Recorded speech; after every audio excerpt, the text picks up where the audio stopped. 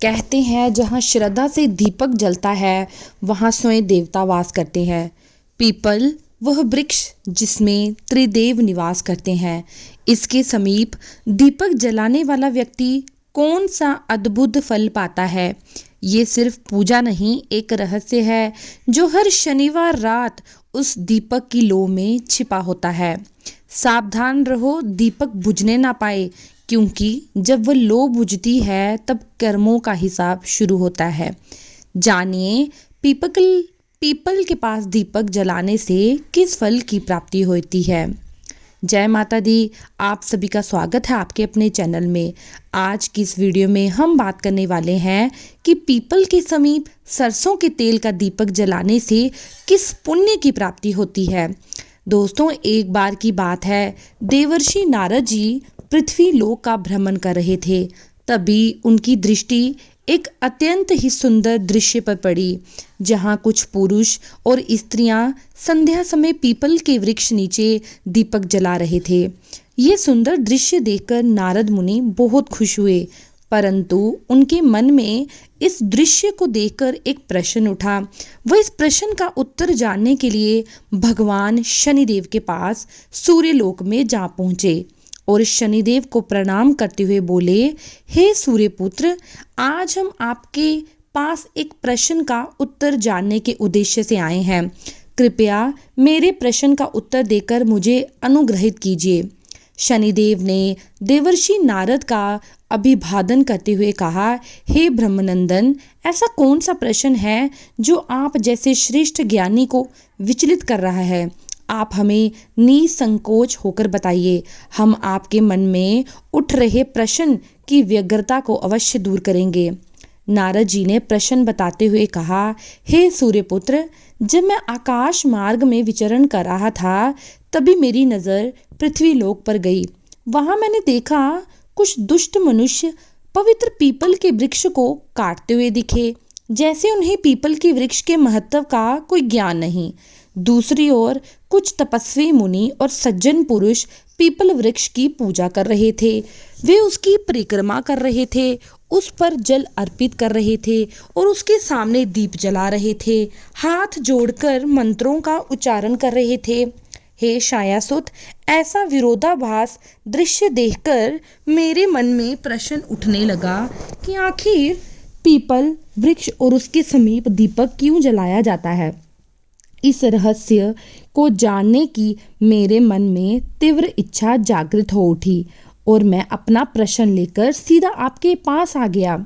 मित्रों, नारद जी के मुख से ये प्रश्न सुनने के बाद शनिदेव के मुख पर एक मधुर मुस्कान खिल उठी। फिर वे मंद स्वर में बोले, हे मुनिश्रेष्ठ, आज आपने बहुत ही उत्तम प्रश्न पूछा है। पीपल का वृक्ष कोई साधारण वृक्ष नहीं है। ये वृक्ष स्वयं त्रिदेव के स्वरूप का प्रतीक है और इस वृक्ष का स्वयं मेरा वास भी होता है।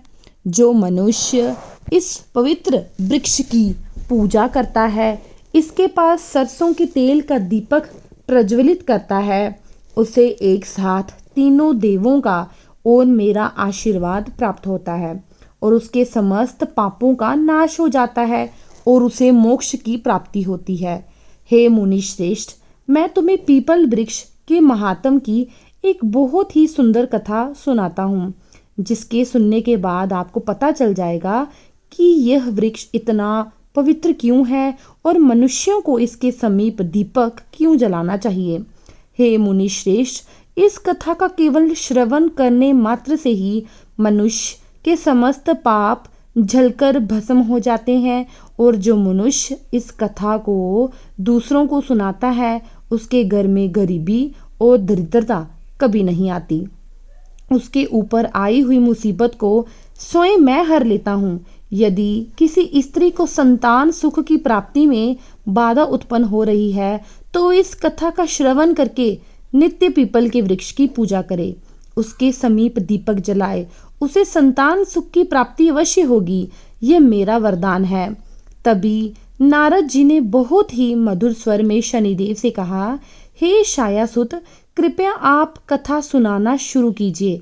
मैं आपके मुख से कथा सुनने के लिए बहुत ज़्यादा उत्सुक हूँ, शनिदेव अपनी मधुर वाणी में देवर्षि नारद से कहते हैं, हे देवर्षि, ये कथा उस समय की है जब पृथ्वी पर धर्म की ज्योति मंद हो चुकी थी। मनुष्यों के हृदय में लोभ और मोह का अंधकार छा गया था। परंतु उस समय कुछ ऐसे लोग भी थे जो निर्धन होते हुए भी अपने कर्म और ईमानदारी से जीवन जी रहे थे। उनमें से एक पुरुष पृथ्वी पर अभी भी था जिसका नाम दीनानाथ था, जो लक्ष्मणपुर नामक राज्य में निवास करता था। दीनाना अत्यंत निर्धन और कमजोर था, परंतु उतना ही परिश्रमी, ईमानदार और सच्चा। वह दूसरों के खेतों में मेहनत मजदूरी करके अपने परिवार का पालन पोषण करता था। उसकी झोंपड़ी घास फूस और मिट्टी से बनी थी। बरसात में छत टपकती, सर्दियों में हवा दीवारों को चीरती, फिर भी वह किसी से कोई शिकायत नहीं करता। उसके चेहरे पर सदा एक शांत मुस्कान, मन में संतोष रहता। उसके परिवार में कुल 7 सदस्य थे। वृद्ध माता पिता, पत्नी, 3 छोटे बच्चे और स्वयं दीनाना। सारा भार उसी के कंधों पर था। वह सुबह सूर्य उगने से पहले उठता, नदी में स्नान करता, खाली पेट ही खेतों में निकल पड़ता, दिन भर धूप में पसीना बहाता और शाम ढलते ढलते थका हारा घर लौटता। परंतु इतनी मेहनत करने के बाद भी उसके घर में कभी अन्न पर्याप्त नहीं हो पाता। उसकी पत्नी सरल और प्रतिव्रता स्त्री थी। वह हर परिस्थिति में अपने पति का साथ देती, परंतु जब बच्चे भूखे सो जाते तो उसके हृदय से आह निकलती। घर में ना कोई पूजा होती, ना कोई धार्मिक कार्य, क्योंकि दीनाना को शास्त्रों और धर्म के महत्व का ज्ञान नहीं था। उसे यही लगता कि पूजा पाठ धनवानों का कार्य है, गरीब का धर्म तो केवल परिश्रम करना है। ऐसे ही कठिन जीवन में दिन बीत रहे थे, परंतु ये सत्य है कि भगवान अपने सच्चे भक्त को कभी नहीं भूलते, चाहे वह उन्हें जाने या ना जाने। एक दिन जब दीनाना अत्यंत थकान के बाद खेत से लौटा तो उसकी पत्नी द्वार पर खड़ी थी। उसके चेहरे पर चिंता की रेखाएं थीं, आंखों में आंसू। वह धीमी आवाज में बोली, स्वामी, आज घर में खाना बनाने के लिए लकड़ी का एक टुकड़ा नहीं। बच्चों ने सारा दिन बिना भोजन के बिता दिया। आप कृपया जंगल से कुछ लकड़ियां लेके आए ताकि चूल्हा जल सके। पत्नी के कहने पर दीनाना उस दिन भी भूखा प्यासा हाथ में पुरानी सी कुल्हाड़ी लेके जंगल की ओर निकल पड़ा। गर्म हवा उसके सूखे होठों को चीर रही थी, परंतु उसके कदम थमने का नाम नहीं ले रहे थे। मन में केवल एक ही चिंता थी, अगर आज लकड़ियां ना मिली तो घर में चूल्हा कैसे जलेगा, पत्नी और बच्चों को क्या खिलाएगा। वह जंगल के किनारों से होते हुए भीतर की ओर बढ़ गया, जहां उसकी नजर सूखी झाड़ियां और पत्थरीली जमीन। उसने इधर उधर बहुत ढूंढा, कभी किसी झाड़ी को कुल्हाड़ी से काटा तो कभी सूखी टहनियों को इकट्ठा करने की कोशिश करता, परंतु ये सब बेकार था। जंगल जैसे आज मौन था, पेड़ जैसे सो चुके थे। ना कोई पंछी की आवाज, ना किसी पत्ते की सरसराहट, बस हवा की हल्की सिसकी जो उसकी थकान, निराशा में और दर्द जोड़ रही थी। धीरे धीरे सूर्य की लालिमा फीकी पड़ने लगी। आसमान में ढलते सूरज की सुनहरी किरणें पेड़ों के बीच झिलमिल कर रही थी। दीनाना के माथे से पसीने की बूंदें टपकने लगी। पेट में भूख के मारन चुभन बढ़ती जा रही थी। गला सूखकर जैसे पत्थर बन गया था। वह घुटनों पर हाथ रखकर कुछ पल के लिए रुका, आकाश की ओर देखा और धीमे स्वर में बोला, हे प्रभु, क्या मेरा जीवन इसी संघर्ष के लिए बना है? ना रोटी, ना सुख, ना चैन, बस दिन रात की मेहनत और भूख। उसके चेहरे पर निराशा साफ झलक रही थी, लेकिन फिर भी उसने हार नहीं मानी। भूख और प्यास से व्याकुल होकर वह जंगल के भीतर चला गया। पेड़ अब और ऊंचे घने होते जा रहे थे। जगह जगह बेलों ने रास्ता रोका। झाड़ियां उसके पैरों को घायल कर रही थी, फिर भी वह आगे बढ़ता गया, क्योंकि उसके भीतर उम्मीद की आखिरी लो अभी भी जल रही थी। चलते चलते जंगल के बीचों बीच पहुंच गया। ये जगह बाकी जगहों से बिल्कुल अलग थी। यहाँ वृक्षों की बड़ी बड़ी शाखाएं एक दूसरे में उलझकर सूर्य की किरणों को धरती पर आने से रोक रही थी। चारों ओर एक रहस्यमयी सन्नाटा पसरा था। ऐसा लग रहा था मानो ये जंगल कोई रहस्य छिपाए बैठा हो। जब वह थक गया और उसके पैर जवाब देने लगे तो वह पास के एक पत्थर पर जाकर बैठ गया। उसकी आंखों में आंसू थे, होंठों पर एक टूटी हुई हंसी। अब किस्मत से क्या उम्मीद रखूं, कहते हुए वह कुल्हाड़ी उठाकर घर की ओर लौटने के लिए मुड़ा। तभी उसकी नज़र अचानक एक विशाल वृक्ष पर पड़ी। यह वृक्ष बाकी सब पेड़ों से अलग था। उसकी शाल से मानो हल्की सुनहरी किरणें फूट रही थी। उसकी जड़ें धरती में गहराई तक डसी हुई थी, मानो पूरे जंगल का भार वही संभाले हो। शाखाएं इतनी ऊंची कि ऐसा प्रतीत हो रहा था जैसे आकाश को छू रहा हो। उस वृक्ष के चारों ओर एक दिव्य आभा बिखरी हुई थी और वहां का वातावरण अत्यंत शांत था। ठंडी ठंडी हवा बह रही थी जो उसके थके हुए शरीर को राहत दे रही थी। कुछ क्षण वो वहीं खड़ा रहा। उसे समझ नहीं आया ये कोई साधारण वृक्ष है या देवी शक्ति का निवास, पर उसके मन में एक बात स्पष्ट थी कि ये कोई साधारण जगह नहीं, कुछ तो है जो उसे यहाँ खींच लाया। शनिदेव जी आगे कथा कहते हुए कहते हैं, देवर्षि, वह अद्भुत वृक्ष कोई साधारण वृक्ष नहीं था, बल्कि एक विशाल काय पीपल का वृक्ष था। उसके चारों ओर ऐसी शांति व्याप्त थी जैसे वर्षों से वहां कोई मनुष्य आया ही ना हो। वृक्ष की जटाएं धरती के गर्भ में समा गई थी और कुछ शाखाएं आकाश को स्पर्श कर रही थी।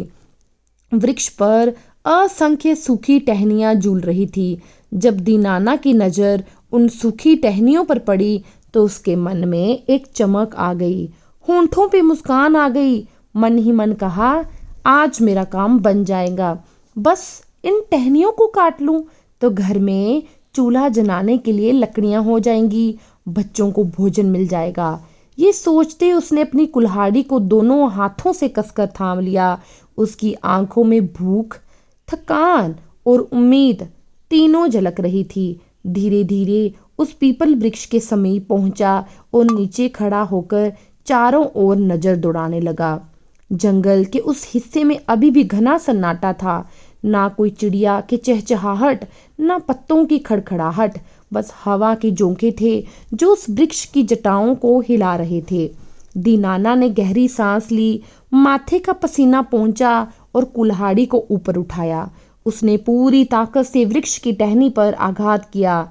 जैसे ही कुल्हाड़ी ने टहनी को छुआ, उसी क्षण एक भयंकर गर्जन गूंज उठी। धरती मानो कांप उठी। तभी उसे आकाश में गूंजती हुई एक वाणी सुनाई दी, हे मनुष्य, ठहरो, ये तुम क्या अनर्थ करने जा रहे हो। ये आवाज इतनी भयानक थी कि दीनाना का शरीर भय से कांप उठा। उसकी पकड़ से कुल्हाड़ी छूटते छूटते बची। वह घबराकर चारों ओर देखने लगा, वहां पर कोई नहीं था। अचानक वृक्ष की जड़ के पास मिट्टी फटने लगी। उसके भीतर से दो विशालकाय राक्षस प्रकट हुए। उनकी आंखें अग्नि के लपटों की भांति दहक रही थी। उनके दांत तलवार की भांति चमक रहे थे। उनके बाल बरगद वृक्ष की लताओं की तरह बिखरे हुए थे। वातावरण में चारों ओर भय व्याप्त हो गया। हवा स्थिर हो गई, पक्षियों का कलरव मौन हो गया और दीनाना के हृदय की धड़कनें तेज हो उठी। वे पीछे की ओर डगमगाया और डर के मारे कांपते हुए बोला, हे प्रभु, ये कैसी लीला है। तभी उन राक्षसों का आकार धीरे धीरे परिवर्तित होने लगा। उनका तेज बढ़ने लगा। उनके शरीर से काले धुएं का आभा मंडल हटने लगा और देखते ही देखते वे सुंदर दिव्य पुरुष के रूप में प्रकट हुए। उनके शरीर से प्रकाश निकल रहा था। उनके मुख पर तेज था, नेत्रों में करुणा। दीनाना विस्मित होकर उनके चरणों में गिर पड़ा। तब उनमें से एक दिव्य पुरुष बोला, हे मनुष्य, भय मत करो, हम कोई साधारण जीव नहीं हैं। हम दोनों भगवान विष्णु के द्वारपाल जय और विजय हैं। सनकादि मुनि के श्राप के कारण हमें यह राक्षस जन्म मिला है। परंतु हे मनुष्य, तुम यह पवित्र पीपल का वृक्ष क्यों काटने जा रहे थे? क्या तुम्हें इस पवित्र वृक्ष के बारे में कोई ज्ञान नहीं? क्या तुम्हें इतना भी नहीं पता कि इस पीपल के वृक्ष में देवताओं का वास होता है? इसे काटने से तुम्हें घोर पाप लगेगा। ये सुनकर दीनाना के हृदय की धड़कन तेज हो गई और वे भयभीत होकर कांपते हुए स्वर में बोला, भले मनुष्य, आप कौन हैं और आप राक्षस से मनुष्य कैसे बदल गए? कृपा करके मुझे ये बताएं, और यह वृक्ष इतना विशेष क्यों? दीनाना की बात सुनकर दोनों राक्षस मुस्कुराए और शांत स्वर में बोले, हे मनुष्य, भय मत करो, हम दोनों इस पवित्र पीपल वृक्ष के रक्षक हैं। हमारा नाम जय और विजय है। ये वृक्ष हमारे लिए अत्यंत प्रिय है, क्योंकि इस वृक्ष में हम दोनों कई जन्मों से वास कर रहे हैं। ये कोई साधारण वृक्ष नहीं है, बल्कि देवताओं का निवास स्थान है। इस वृक्ष के नीचे असंख्य मुनि तप करते हैं। देवता इसकी परिक्रमा करते हैं। पीपल की जड़ में ब्रह्मा का, तने में विष्णु का, शाखाओं में स्वयं महादेव का वास है और ग्रहों के देवता शनि देव का स्वरूप है। दीनाना ने सिर झुकाकर बड़े ही विनम्रता से कहा, हे भले पुरुष, आज हमने ये घोर अनर्थ करने से बचा लिया आपने, किंतु मैं ये जानना चाहता हूँ कि आपके किस पाप के कारण आपको राक्षस बनना पड़ा। आपने ऐसा क्या अपराध किया था कि आपको राक्षस जो है वो बनना पड़ा। उन दोनों राक्षसों का मुखमंडल गंभीर हो गया और वे बोले, मनुष्य, ये संबंध केवल इस जन्म की सीमाओं तक नहीं है। ये तो उन बंधनों का परिणाम है जो हमने अनगिनत जन्मों में अपने कर्मों से घड़े हैं।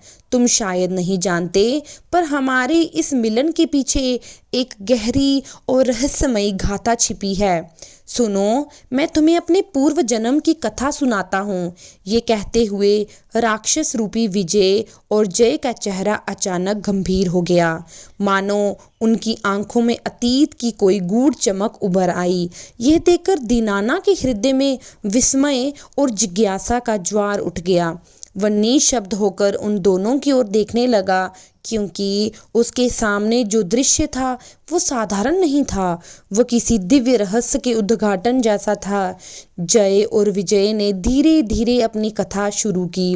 हे मनुष्य, पिछले जन्म में भी हम दोनों का नाम जय और विजय ही था। हम बैकुंठ लोक में भगवान विष्णु के द्वारपाल हुआ करते थे। हमारा कर्तव्य था भगवान के द्वार की रक्षा करना और केवल उन्हीं को प्रवेश देना जिन्हें प्रवेश का अधिकार प्राप्त हो। एक बार सनकादि मुनि, जो स्वयं ब्रह्मा जी के मानस पुत्र हैं, भगवान विष्णु के दर्शन करने हेतु वैकुंठ लोक में पधारे। उनका रूप अत्यंत दिव्य था, किंतु उस समय हमारे भीतर कुछ अहंकार और असावधानी आ गई। हम अपने कर्तव्यों की मर्यादा भूलकर उनके प्रति उपहास पूर्ण व्यवहार किया और उन्हें भीतर जाने से रोक दिया। मेरा ये बर्ताव देखकर मुनि के नेत्रों में क्रोध की अग्नि जल उठी। उन्होंने क्रोधित हर कहा, दुष्ट जय और विजय, तुमने अभिमानवश हमें अपमानित किया। तुम्हें अब इस वैकुंठ से पतन होकर नश्वर लोक में जाना होगा। वहां तुम राक्षस रूप में जन्म लोगे और अपने कर्मों का फल भोगोगे। उनके श्राप के शब्द जैसे ही गूंजे, सारा वैकुंठ लोक थरथरा उठा। हम दोनों उनके चरणों में गिर पड़े, क्षमा याचना करने लगे। तभी स्वयं भगवान विष्णु प्रकट हुए। उन्होंने हमारे सिर पर हाथ रखकर कहा, हे मेरे द्वारपालों, जो हुआ सो नियति का हिस्सा था, परंतु तुम चिंता मत करो, तुम मेरी ही लीला का अंग बनोगे। मैं स्वयं तुम्हारे उद्धार हेतु पृथ्वी लोक पर अवतरित होऊंगा। भगवान के इन वचनों ने हमें शांति तो दी, परंतु श्राप का प्रभाव टल न सका। उनके वर और मुनि के श्राप से संयुक्त प्रभाव से हम दोनों का जन्म पृथ्वी लोक में एक प्रतिष्ठित वैश्य परिवार में हुआ। हमारे पिता उस समय अत्यंत धनवान व्यापारी थे। उनके घर में धन वैभव मान सम्मान सब कुछ था, किंतु हृदय में शांति का अभाव था। बचपन में ही हम दोनों को विलासिता और भौतिक सुखों का मोह लग गया था। कुछ समय बाद जब हम बड़े हुए तो हमारे पिता ने कुल की 2 अत्यंत सुसंस्कृत कन्याओं के साथ हमारा विवाह करवा दिया। वह कन्याएं बहुत सुंदर थी, बल्कि स्वभाव से अत्यंत धार्मिक और सात्विक। प्रतिदिन प्रातःकाल स्नान कर मंदिर में दीप प्रज्वलित करती, भक्ति गीत गाती, ईश्वर की आराधना में लीन रहती। उनका जीवन धर्म, सत्कर्म और भक्ति से ओतप्रोत था। वे सबके प्रति करुणा रखती, दीन दुखियों की सहायता करती, परंतु हम दोनों उनके विपरीत थे। हम दोनों का स्वभाव अत्यंत स्वार्थी अहंकारी था। हम दोनों के भीतर ना करुणा थी, ना विनम्रता और ना धर्म के प्रति कोई श्रद्धा।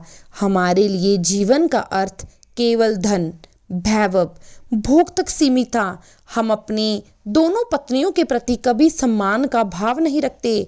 उनकी भक्ति, उनकी संयम, उनका सात्विक जीवन हमें सब व्यर्थ और मूर्खता प्रतीत होता।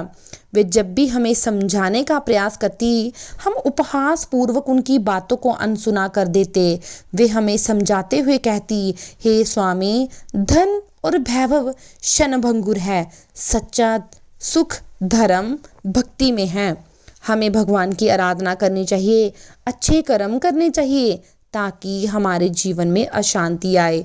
परंतु हम दोनों के लिए ये बातें केवल समय की बर्बादी। हमें लगता पूजा पाठ और सत्कर्म जैसे कार्य केवल कमजोर निर्धन लोग करते हैं। हमारे लिए तो शक्ति का अर्थ धन, सम्मान का अर्थ संसार की प्रशंसा। हमारा मन दिन रात लोभ, क्रोध, अभिमान की आग में जलता रहता। मेरी पत्नी अक्सर रात्रि के समय दीपक जलाकर भगवान के चरणों में प्रार्थना करती और हमारे लिए मंगल कामना करती, पर मैं उसकी ओर देखता तक नहीं। वह जब भी कहती कि चलिए मंदिर, कभी तो किसी भूखे को न दो, मैं उसकी बातों को सुनकर उसका उपहास उठाता और वह कहती कि ये सब तेरा भ्रम है, पूजा पाठ करने से कोई फल नहीं मिलता। वो कहता संसार उसी का है जिसके पास धन है, शक्ति है। वो मेरी इन बातों को सुनकर मौन हो जाती, ईश्वर से प्रार्थना करती कि काश एक दिन हमारा हृदय का अंधकार मिटे।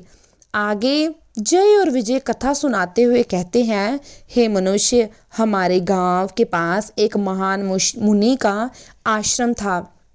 वो आश्रम अत्यंत शांत, पवित्र और प्राकृतिक सौंदर्य से भरा हुआ था।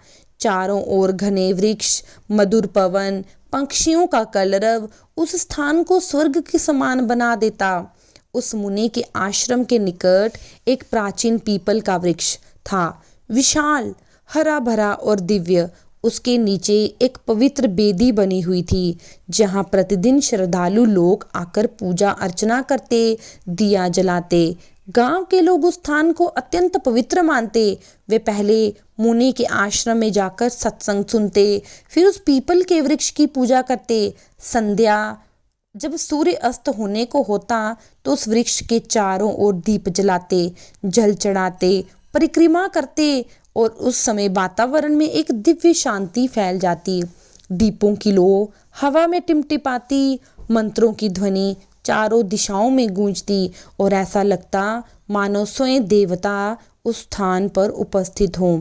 गांव के लोगों का यह दृढ़ विश्वास था कि उस पीपल वृक्ष में भगवान विष्णु के साथ साथ सभी देवी देवताओं का वास है। वो कहते हैं, जो भी व्यक्ति श्रद्धा से इस पीपल वृक्ष की पूजा करता है, उसके समस्त पाप नष्ट हो जाते हैं। जो इसके नीचे दिया जलाता है, उसकी मनोकामना पूर्ण होती है।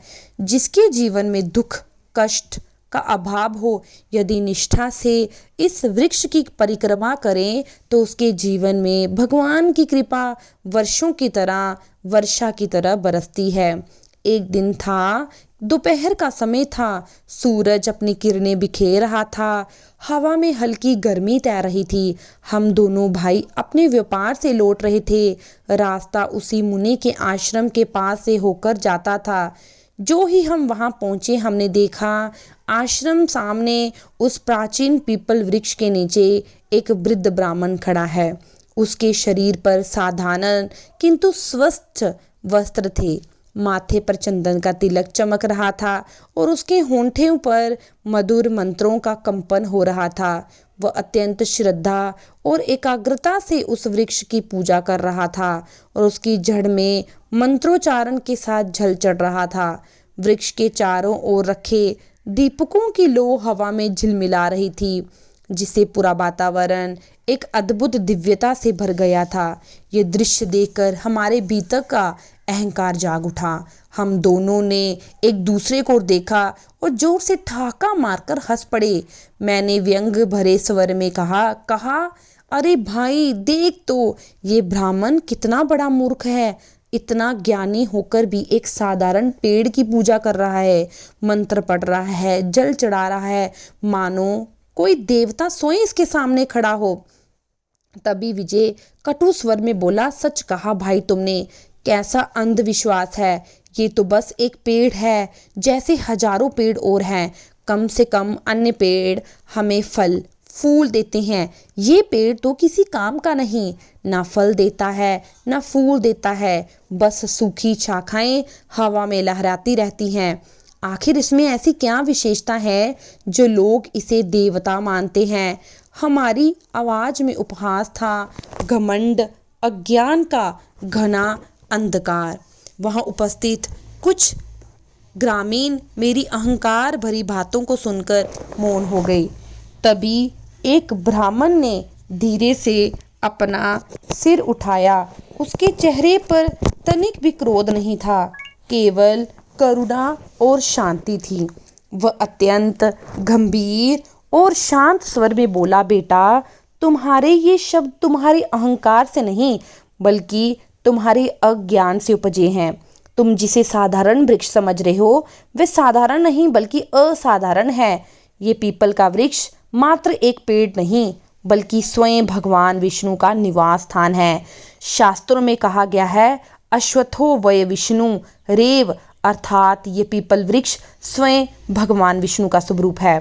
इसकी जड़ों में ब्रह्मा, तने में विष्णु, शाखाओं में महादेव का वास है और उसकी पत्तियों में सभी देवी देवता निवास करते हैं। ये वृक्ष जीवंत है, दिव्य है। इसे जो नमस्कार करता है वो देवताओं को नमस्कार करता है। इसके नीचे जो दीपक जलाता है उसके जीवन का अंधकार मिट जाता है। बेटा, तुम्हें ये निर्जीव प्रतीत होता है क्योंकि तुम्हारी दृष्टि भौतिक है। जब दृष्टि में श्रद्धा आती है तब हर कण में परमात्मा दिखाई देते हैं। ब्राह्मण की वाणी में कोई क्रोध नहीं था, केवल ज्ञान की गंभीरता और ममता का भाव। परंतु हमारे भीतर का अहंकार उस सत्य को स्वीकार करने को तैयार नहीं था। हमने हंसते हुए कहा, अरे ब्राह्मण, तुम चाहे जितना उपदेश दे लो पर हमारे लिए ये सब व्यर्थ है। हमें कोई देवता पेड़ों में नहीं दिखता। ब्राह्मण ने दोबारा शांत स्वर में कहा, बेटा, संसार को देखने के दो तरीके हैं, एक अंध तत्व की दृष्टि से और एक श्रद्धा की दृष्टि से। जो केवल भौतिक आंखों से देखता है वह वृक्ष देखता है, पर जो श्रद्धा से देखता है वह उसी में भगवान के दर्शन करता है। तुम आज हंस रहे हो पर एक दिन तुम्हें सत्य का बोध अवश्य होगा और उस दिन तुम्हारा ये अहंकार तुम्हारे पतन का कारण बनेगा। इतना कहकर ब्राह्मण ने अपनी आंखें बंद कर दी और पुनः मंत्रोच्चारण में लीन हो गया। उस ब्राह्मण की बातों ने हम दोनों के अहंकार को और भड़का दिया। उसके बाद हम दोनों ने कटु शब्दों में उस ब्राह्मण का, उस वृक्ष का उपहास उड़ाया और क्रोध में आकर उस वृक्ष के पास व्यंग्यपूर्ण स्वर में कहा, तुम्हारा ये वृक्ष कितना महान है। यह कहकर हम दोनों आवेश में आकर पीपल के वृक्ष पर लात मारने लगे और उस वृक्ष का उपहास उड़ाने लगे।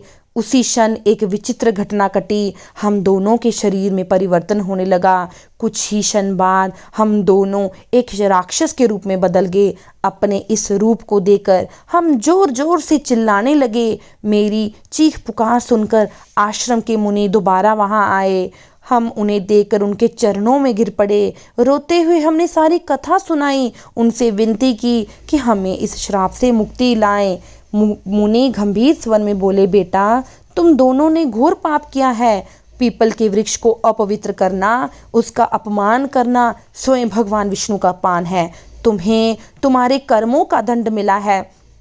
फिर हम दोनों ने कांपते हुए हाथ जोड़कर मुनि से प्रार्थना की, हे मुनिवर, कृपया मुझे क्षमा करें, मुझे इस श्राप से मुक्ति दिलाएं और कोई उपाय बताएं। हम इस पाप से कैसे मुक्ति पा सकते हैं। मुनि को हम दोनों पर दया आई और इस पाप से मुक्ति का उपाय बताते हुए कहा, बेटा, तुम दोनों को इस श्राप से मुक्ति पाने के लिए 100 वर्षों तक इस पीपल वृक्ष पर निवास करना होगा, इसकी रक्षा करनी होगी। जब 100 वर्ष पूर्ण हो जाए तो इस स्थान पर एक आदमी आएगा। जब वह आदमी इस वृक्ष पर जल अर्पित करेगा तो तुम्हें इस श्राप से मुक्ति मिलेगी। इतना कहकर वह मुनि वहां से चले गए। उस दिन के बाद हम दोनों भाई राक्षस रूप में इस वृक्ष पर वास कर रहे हैं। यह वृक्ष दिनों दिन बढ़ता गया। हम दोनों भाई दिन रात इसकी रक्षा करते रहे ताकि कोई इसे हानि ना पहुंचाए। आज हमारे श्राप को 100 वर्ष पूरे हो चुके हैं। मैं उस आदमी की प्रतीक्षा कर रहा हूँ जो आके इस पीपल के वृक्ष पर जल अर्पित करे और हम दोनों को इस राक्षस योनि से मुक्ति दिलाए। इतने कहते ही जय और विजय की आंखों में आंसू आ गए। आवाज में पीड़ा और पश्चाताप स्पष्ट रूप से झलक रहा था। हे देवर्षि दीनाना, उन बातों को सुनकर मैं स्तंभ रह गया। उसका मन शून्य सा हो गया। वह समझ नहीं पा रहा था जो कुछ उसने सुना क्या वह सपना था या सच्चाई। उसके हृदय में भय, श्रद्धा, जिज्ञासा एक साथ जाग उठी। जय और विजय की यह हृदय विदारक कथा उसके भीतर तूफान की तरह गूंज रही थी। उसकी आंखों में आश्चर्य, विस्मय और अविश्वास के भाव तैरने लगे। वह बार बार ये सोचने लगा, क्या ये सब वास्तव में घटित हुआ है? क्या ये राक्षस वास्तव में वही द्वारपाल हैं जिनका वर्णन पुराणों में मिलता है? और यदि हाँ, तो मैं इन सब में कहाँ हूँ? उसके मन में वह प्रश्न बार बार कौंध रहा था कि आखिर वह स्वयं इस रहस्यमय घटना से किस प्रकार जुड़ा हुआ है। तभी अचानक उस स्थान पर एक दिव्य प्रकाश फैल गया। प्रकाश इतना तेज कि पल भर में उसकी ज्योति में विलीन हो गया। वातावरण में अलौकिक सुगंध भर गया। हवा ठहर गई। आकाश में मधुर घंटानाद गूंज उठे। उस दिव्य प्रकाश से सनकादिक मुनि प्रकट हुए। उनके शरीर से तेज प्रज्वलित हो रहा था। उनके मुख पर करुणा और शांति की गहरी आभा थी। उनका गंभीर गंभीर किंतु स्नेह से भरा था। मुनि ने धीरे से दीनाना की ओर दृष्टि उठाई और बोले, हे पुत्र, जो तुमने अभी कुछ देखा और सुना ये केवल कथा नहीं, वे तुम्हारे अपने कर्मों का प्रतिबिंब है। ये सब तुम्हारे पूर्व जन्मों के कर्मों का परिणाम है। उनके वचनों से दीनाना के शरीर में कंपन होने लगा। उसकी आंखें श्रद्धा से झुक गईं। उसने कांपते स्वर में पूछा, हे मुनिवर, कृपया मुझ पर कर्म कीजिए, मुझे कृपा करें, मेरे पूर्व जन्म के रहस्य का ज्ञान दें। मैं जानना चाहता हूँ मैं इन दोनों के जीवन से किस प्रकार जुड़ा हूँ। ये सब क्या हो रहा है? मुनि ने अपनी पलकें धीरे से बंद की। उनके मुख पर एक गहरी गंभीरता और दिव्य आभा उभर आई। चारों ओर वातावरण शांत हो गया, मानो सृष्टि स्वयं उनके शब्दों की प्रतीक्षा कर रही हो। कुछ क्षणों के मौन के बाद मुनि ने कहना शुरू किया, हे पुत्र, ध्यान पूर्वक सुनो, क्योंकि अब मैं तुम्हें तुम्हारे पूर्व जन्म की कथा सुनाने जा रहा हूँ। वह कथा जो तुम्हारे वर्तमान जीवन का रहस्य खोलेगी। पूर्व जन्म में तुम एक ब्राह्मण थे। तुम धर्मनिष्ठ, सत्यवादी, ईश्वर व्यक्ति थे। तुमने संपूर्ण जीवन मनुष्यों को सत्य के मार्ग पर चलाने के लिए समर्पित किया। हे पुत्र, एक दिन की बात है, तुम पूर्व जन्म में उस पवित्र पीपल वृक्ष के नीचे बैठे भगवान विष्णु की आराधना कर रहे थे। तभी उस मार्ग से जय और विजय गुजरे। उनके चेहरे पर अभिमान झलक रहा था। मन में भक्ति के प्रति अपेक्षा भरी थी। जैसे ही उन्होंने तुम्हें उस वृक्ष की पूजा करते देखा, दीप जलाते देखा, वे ठहाकर मार कर हंसने लगे और कहा, अरे मूर्ख ब्राह्मण, तुम एक पेड़ की पूजा कर रहे हो। ये सब ढोंग है। इससे किसी को क्या लाभ मिल सकता है? फिर वे कटु शब्दों में तुम्हारी उपहास करने लगे। तुम्हारे शांत चेहरे और ध्यान मगन मुद्रा पर उन्होंने व्यंग्य किया, मानो वे अपनी नासमझी को ज्ञान समझ बैठे हों। परंतु हे पुत्र, तुम मौन रहे। तुमने क्रोध नहीं किया, तुमने केवल भगवान के नाम का जप जारी रखा। तुम्हारी आंखों में क्षमा थी, तुम्हारे हृदय में करुणा। परंतु ये दोनों भाई अपने अहंकार के मद में इतने अंधे हो चुके थे कि उन्होंने केवल शब्दों से नहीं बल्कि अपने कर्म से भी पाप कर डाला। अहंकार के आवेश में आकर इन्होंने इस पीपल के वृक्ष पर लात मारी और उसका अपमान किया। उन्हें ये ज्ञात नहीं था कि जिस वृक्ष में सोए तीनों लोकों के स्वामी ब्रह्मा विष्णु महेश समस्त देवी देवता निवास करते हैं, उसका अपमान करना किसी देव का नहीं, स्वयं सृष्टि के नियमों का अपमान करना है। जैसे ही उनकी पांव की चोट उस पवित्र वृक्ष पर पड़ी, आकाश में गड़गड़ाहट गूंज उठी, धरती हिलने लगी, हवा ठहर गई, चारों दिशाओं में एक दिव्य प्रकाश प्रकट हुआ। उसी क्षण उनके शरीर से तेज ज्योति निकली और उनका रूप विकृत होने लगा। देखते ही देखते उनके सुंदर शरीर राक्षस के रूप में परिवर्तित हो गया। चेहरे विकराल हो गए, नेत्र लाल अग्नि समान जलने लगे, शरीर में भयानक स्वरूप छा गया। वे दोनों भयभीत होकर एक दूसरे की तरफ देखने लगे। उन्हें अपनी गलती का एहसास हो चुका था। वे पश्चाताप में चित्कार करने लगे, रोने लगे, मुनि के चरणों में गिर पड़े। फिर उन मुनि ने कहा, हे मूर्खों, तुमने जिस वृक्ष का अपमान किया है वह वृक्ष भगवान विष्णु का है, लेकिन तुम्हारे भीतर पश्चाताप जाग चुका था, इसलिए तुम्हें मुक्ति का मार्ग मिलेगा। मुनि ने आगे कहा, जब तुम इस राक्षस रूप में 100 वर्ष पूरे कर लोगे, तभी उसी ब्राह्मण जिसने आज तुम्हारे अपमान को मौन सहन किया वह तुम्हारे पास दोबारा आएगा, लेकिन इस बार वह साधारण मनुष्य के रूप में होगा।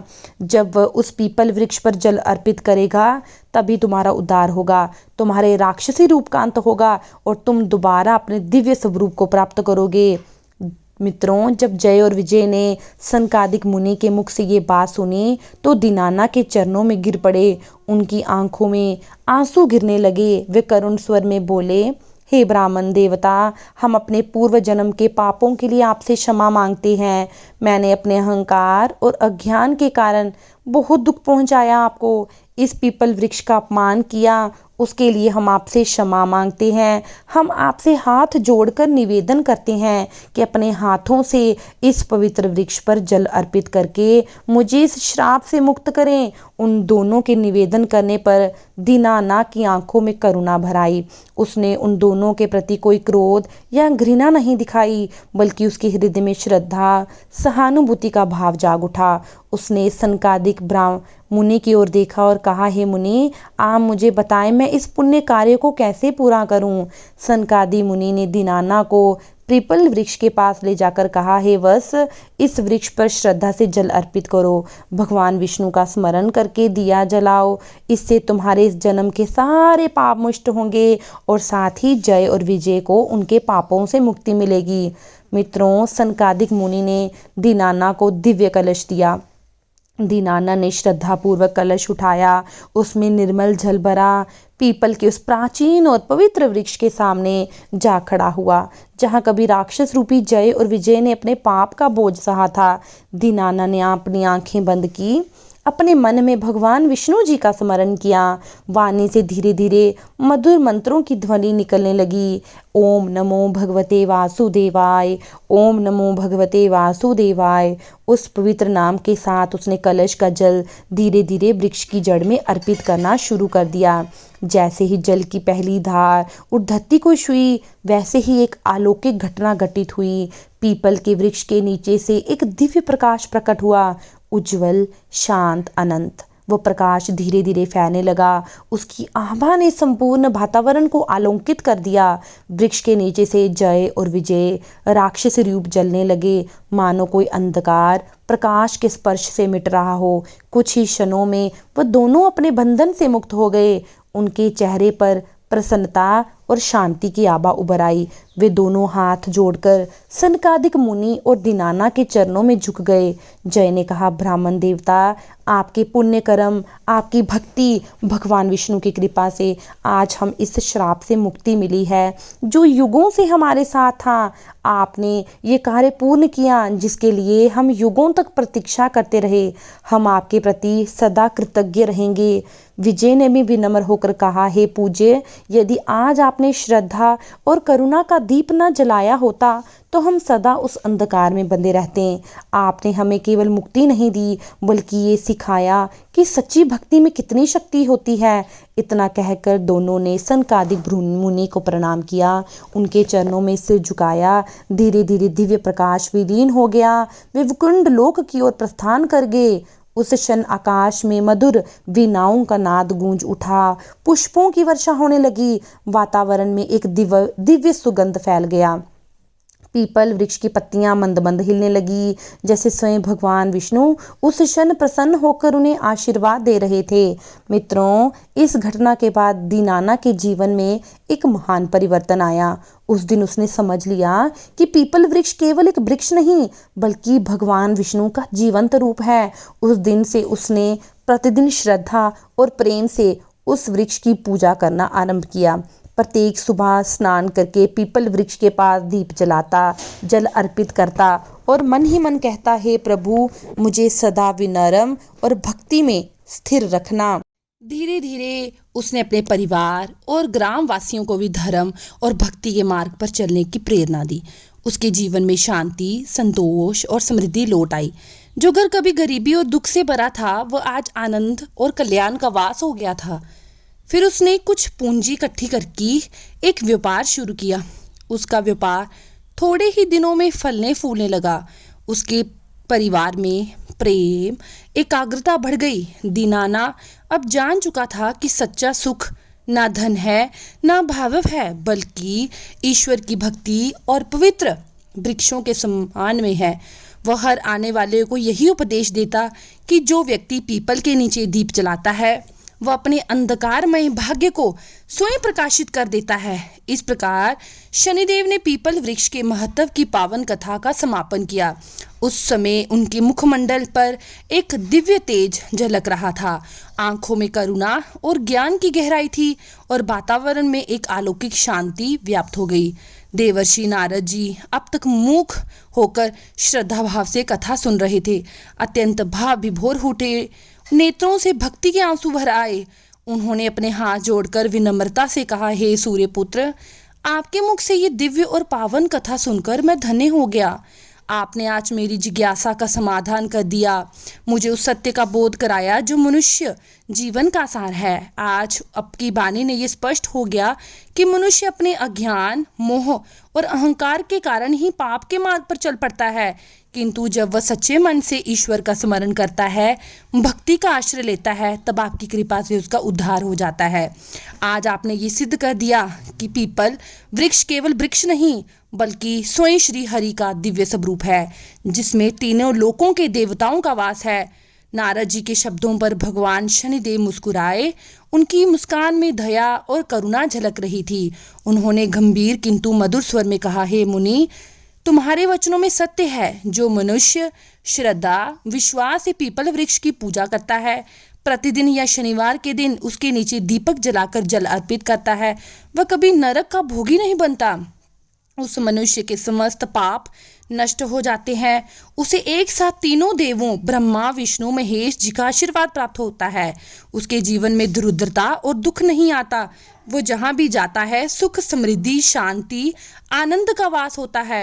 इतना कहकर शनिदेव ने अपनी दृष्टि आकाश की ओर उठाई और बोले, हे मुनि श्रेष्ठ, स्मरण रखो, जब कोई मनुष्य पीपल के नीचे दीप प्रज्वलित करेगा तब तब उस दीप की लौ में मेरी कृपा का प्रकाश रहेगा। पीपल की छाया में बैठने वाला मनुष्य कभी जीवन के अंधकार में नहीं भटकेगा। वह चाहे कितना भी पीड़ित क्यों ना हो, यदि उसने श्रद्धा से पीपल के समीप एक दिया जलाया होगा, उसके दुख क्षण में दूर हो जाएंगे। इस प्रकार शनिदेव जी ने देवर्षि नारद जी को पीपल के पास दीप प्रज्वलित करने का महात्म सुनाया। जो भी मनुष्य इस कथा को सुनता है उसके समस्त पाप नष्ट हो जाते हैं। मृत्यु के बाद वैकुंठ लोक में भगवान श्री हरि के चरणों में स्थान मिलता है। आज भी पीपल के वृक्ष पर प्रतिदिन आप लोग जल अर्पित करें और अपने पापों से मुक्ति दिलाएं। प्रत्येक शनिवार के दिन लोटे में जल के साथ दूध, थोड़ा सा तिल मिलाकर पीपल की जल में चढ़ाएं। इसके साथ ही ओम नमो भगवते वासुदेवाय मंत्रों का जाप करें ताकि भगवान विष्णु शनिदेव जी की कृपा आप पर सदा बनी रहे। और अगर आपको ये वीडियो पसंद आई है तो चैनल को लाइक, शेयर और सब्सक्राइब करना ना भूलें और कमेंट सेक्शन में जय शनिदेव जरूर लिखें।